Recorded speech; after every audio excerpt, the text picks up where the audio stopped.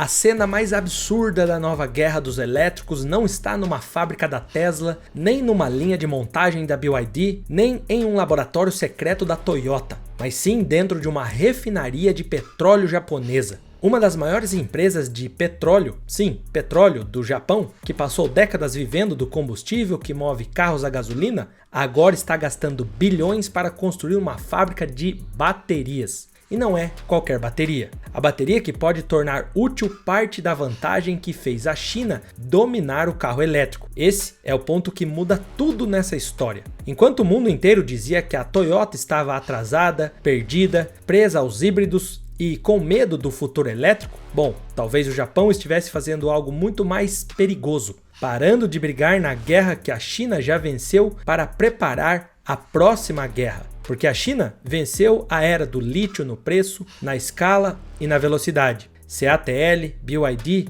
e outras gigantes transformaram bateria barata em arma industrial. Só que essa vantagem depende de uma coisa: o jogo continuar sendo jogado com as mesmas regras.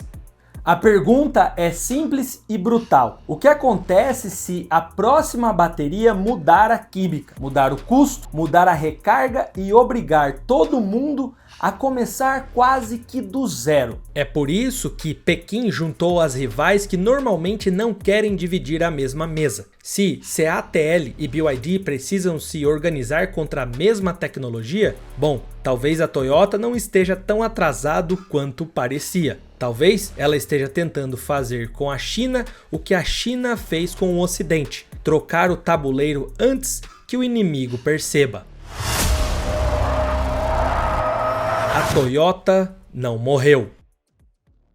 Para entender o tamanho da jogada, primeiro é preciso sentir o tamanho do problema. E o problema tem nome. A China venceu a guerra do carro elétrico ao dominar a peça que manda em tudo: a bateria. Porque duas empresas, a BYD e a CATL, juntas respondem por mais da metade de todas as baterias de carro elétrico do planeta. E construíram essa liderança sobre uma química específica: o lítio-ferro-fosfato, a mais barata de fabricar em grande escala. A estratégia chinesa foi uma só, e foi cirúrgica: derrubar o custo de produção até o chão, com a escala de lítio-ferro-fosfato e integração vertical, e deixar cada rival estrangeiro preso vendendo caro, sem conseguir competir no preço. E essa é a parte que a concorrência entendeu tarde demais, quando já não dava mais para reagir. A conta que torna isso quase impossível de resolver com as ferramentas de hoje é dura. Ninguém supera a CATL e a BYD em escala desse trio de química, só se esforçando mais,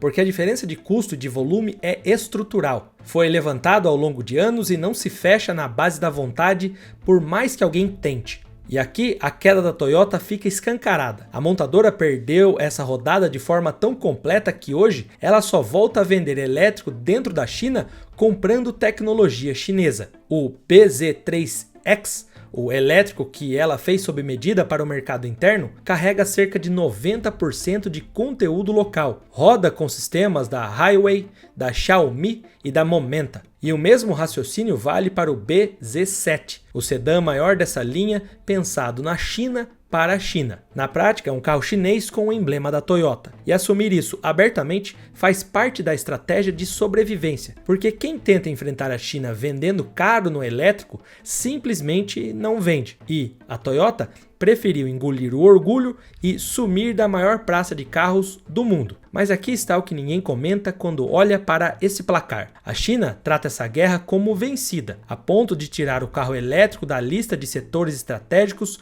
do próprio plano de longo prazo. Algo que não acontecia havia mais de uma década. Um recado de que, para Pequim, o assunto amadureceu e o troféu já foi para a estante. E é justamente aí que mora o ponto cego, porque a guerra que a China venceu já acabou e a próxima ainda nem começou. Esse número de metade do mercado global de baterias não é o fim da história, é o começo do problema que a Toyota resolveu atacar por um caminho totalmente diferente. Essa é a parte que parece invenção do marketing, mas não é. A resposta da Toyota tem um nome que a indústria inteira persegue há décadas. E ninguém entregou de verdade. a bateria de estado sólido. E a promessa dela soa quase como uma ficção quando você ouve pela primeira vez. É uma bateria que guarda perto do dobro de energia no mesmo peso, entrega em torno de 1000 km de autonomia com uma carga só e vai de 10% a 80% em cerca de 10 minutos, mais ou menos o tempo de um café e não de um almoço inteiro parado no posto. E cada uma dessas linhas, sozinha, já derrubaria uma das objeções que mais seguram o carro elétrico hoje. E a resposta é técnica. O eletrólito sólido, que é o coração da tecnologia, rachava com o uso, não sobrevivia aos ciclos de carga e descarga e não havia como fabricar em escala sem que o custo disparasse. Por isso, o estado sólido virou aquele santo graal que todo mundo citava em apresentações, mas ninguém colocava nas ruas. E aqui vem também a virada que quase ninguém percebeu. A empresa que o mercado tratou como atrasada é justamente a que segura o mapa dessa tecnologia. Mais de 1.300 patentes de bateria de estado sólido, algo perto de 40% de toda a propriedade intelectual do mundo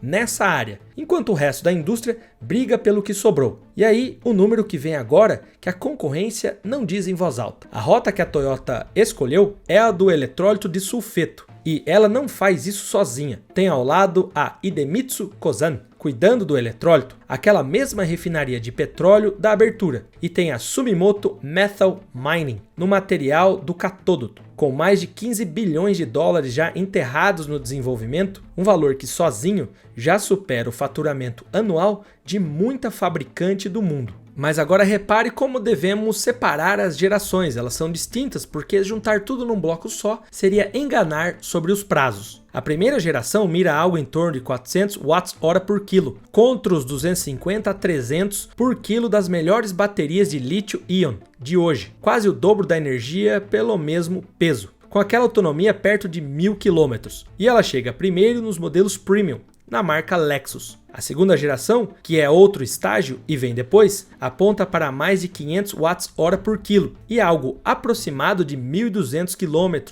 um degrau acima. E é aqui que a conta para de fechar para o outro lado rival, porque do lado chinês são menos de 100 patentes de estado sólido contra as mais de 1.300 da Toyota. Não que a China respeita patentes, né? E analistas apontam que as reivindicações japonesas mais fundamentais ficam concentrados na faixa de maior densidade de energia, o que empurra boa parte das fabricantes chinesas para o caminho do semissólido, um passo atrás do estado sólido puro. E foi essa decisão, a de trocar o terreno da briga, que mudou a forma como a indústria inteira passou a pensar no problema. Pense no que isso significa na prática, na rua, no dia a dia. Porque se a bateria de estado sólido chega à produção em escala, a vantagem de custo e de volume que a China ergueu no lítio-ferro-fosfato deixa de ser decisivo, e o jogo se muda para uma química onde ninguém ainda tem escala montada, e uma corrida que parecia decidida volta à estaca zero. Do lado do consumidor, o efeito é direto. Aquela autonomia perto de 1000 km, somado à recarga em torno de 10 minutos, derruba as duas últimas objeções que ainda seguram muita gente longe dos elétricos, aquelas amarradas com as tradicionais aí que vem te enganando nos últimos 10 anos. O medo de ficar sem carga e a espera no ponto de recarga, e essas sempre foram as duas travas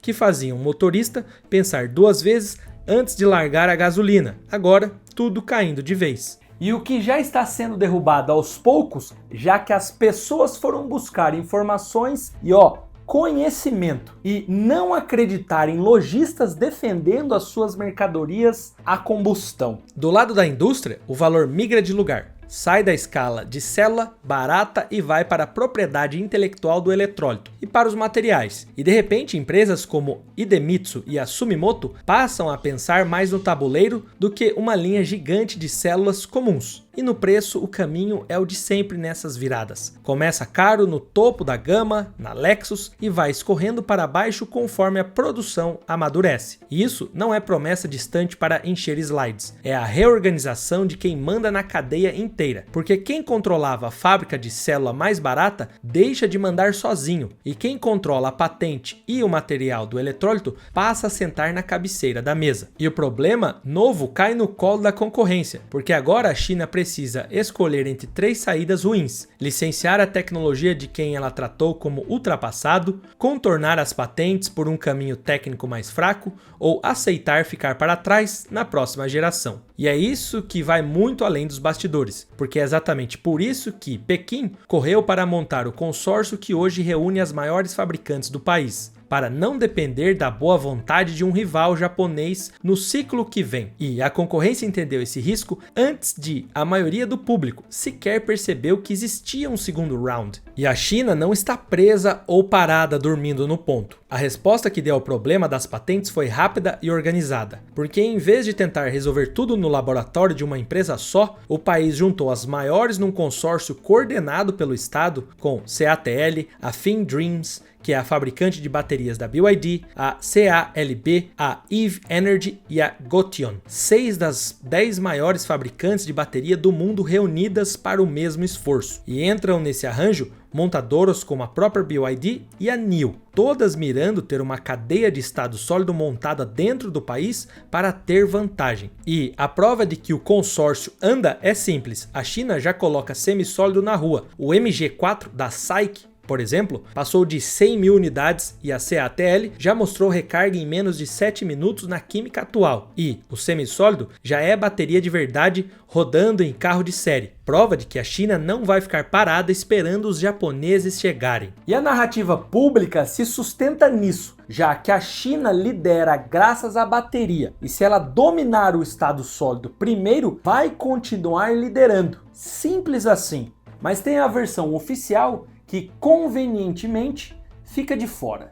E eu vou te contar. No mapa de patentes, que é menos de 100 do lado chinês contra mais de 1.300 da Toyota, e o fato de que o caminho do semissólido é em partes um desvio para contornar as reivindicações japonesas mais fundamentais, mais do que uma escolha livre de engenharia. E quem admitiu o tamanho do risco não foi um crítico de fora, foi um nome de dentro, Ouyang Mingao, professor da Universidade de Tsinghua, na abertura do próprio consórcio em Pequim. Avisou que a bateria de estado sólido poderia virar de cabeça para baixo a vantagem chinesa nas baterias automotivas. Quando o alerta vem de dentro da casa, ele para de ser apenas especulação e vira uma confissão. Porque uma vantagem de 30 anos em propriedade intelectual é o tipo de dianteira que a escala não compra da noite para o dia. E é essa única peça do tabuleiro que a China, com todo o seu poder de fábrica, não consegue simplesmente comprar pronta. Nada disso significa que a aposta está ganha, e a parte honesta dessa história é encarar o que ainda pode dar errado, porque o estado sólido é famoso por prazos que não se cumprem. Cada data de chegada anunciada até hoje acabou sendo empurrada para a frente, e a produção em série de verdade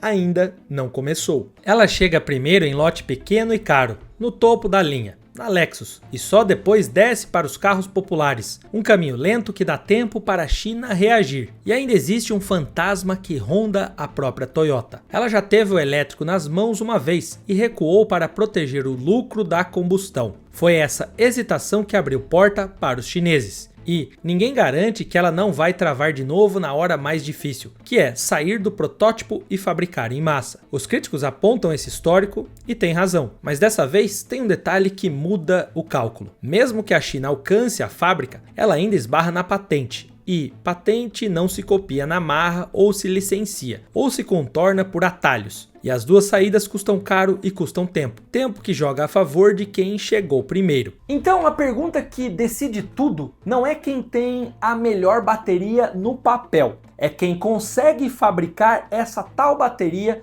em escala antes do outro concorrente. E essa é uma corrida que ainda está meio que muito aberta, com a Toyota na frente por pouca coisa. E a China no cangote ali, ó, com tudo que tem. Pensa no que vai ser a cena num futuro não tão próximo. O motorista qualquer encosta num posto, conecta o carro e no tempo de tomar um café, ele já tem autonomia para atravessar um estado inteiro sem parar de novo. Foi para esse instante, banal e silencioso, que a Toyota abriu mão de brigar onde já tinha perdido e foi construir a briga seguinte, a única em que a força bruta de fábrica da China ainda não manda. A empresa que o mundo deu como morta terminou com o mapa da próxima era nas mãos. E agora só falta a parte mais dura de todas, provar que sabe transformar patentes em carros de verdade, nas ruas, no volume, só que a China domina até hoje. Porém, essa luta envolve mais jogadores. Os Estados Unidos também preparam uma investida com a Tesla de Elon Musk e um carro que vai dirigir sozinho. Eu sei, parece loucura, mas não é. Eu te explico tudo nesse vídeo que já começou na sua tela, te vejo já. E você que tá aí nos comentários falando que a gente só faz vídeo de carro elétrico agora, bom, tem uma porrada aí de vídeos sobre carros a combustão, clássicos lendários, automobilismo puro, então verifica aí, pô.